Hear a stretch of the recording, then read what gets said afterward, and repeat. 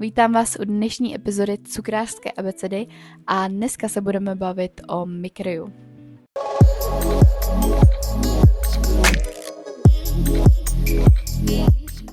Co je temperace čokolády? Účelem temperování je překrystalizovat kakaové máslo v čokoládě. Při temperování získává kakaové máslo stabilní krystalickou formu, což znamená, že když rozehřejeme čokoládu na 45 až 50 stupňů, narušíme tím stabilní krystalickou mřížku.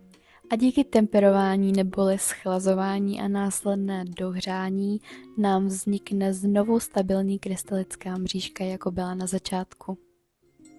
A právě mikrojo nám usnadňuje temperaci menšího množství čokolády. Mikrojo je kakaové máslo v prášku a jeho přidáním do rozpuštěné čokolády nám vzniknou potřebné stabilní krystalky pro vytvoření předem zkrystalizované čokolády. Díky tomu se vyhneme schlazováním čokolády na mramoru a následnému dohřívání. Navíc přidání kakaového másla dodá vyšší lesk čokoládě.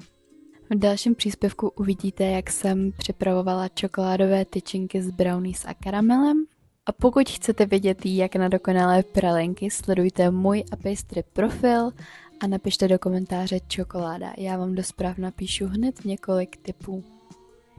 A to je ode mě dneska všechno. Já doufám, že jste se dozvěděli něco nového a budu se na vás těšit příště.